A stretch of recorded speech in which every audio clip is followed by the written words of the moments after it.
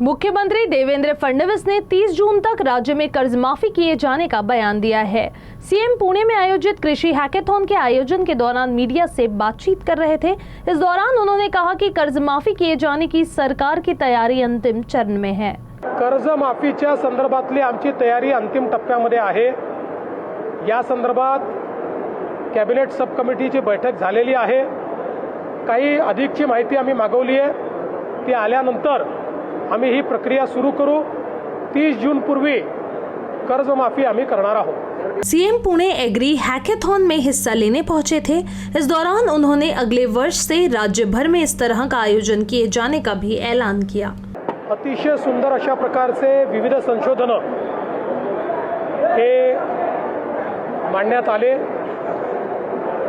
त्यातल्या 9 क्षेत्रांमध्ये 18 लोकांना आम्ही पुरस्कार दिले आहेत।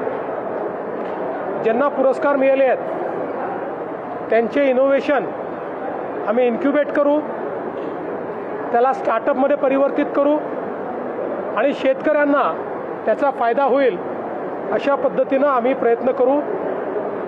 मागील वर्षीच्याही ॲग्री हॅकेथॉनमधील जे विजेते होते त्यापैकी 4 प्रॉडक्ट्स आता मार्केटला आले आहेत। 12 अजून मार्केटमध्ये येण्याच्या तयारीत आहेत। यामध्ये माती परीक्षणापासनं कीड व्यवस्थापनापासनं पेरणी तंत्रापासनं कापणी तंत्रापर्यंत प्रत्येक क्षेत्रामध्ये इनोव्हेशन करण्यात आलेलं आहे।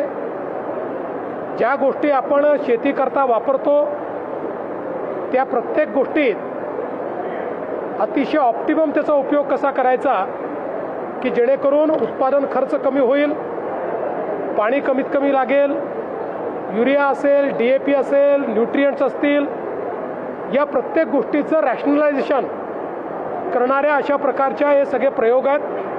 त्यामुळे शेती क्षेत्राला याचा मोठा उपयोग होईल। मी 2 घोषणा आज केल्या आहेत। हे जे पुणे ॲग्री हॅकेथॉन आहे हे पुढच्या वर्षीपासनं संपूर्ण महाराष्ट्राच्या स्तरावर आम्ही करू।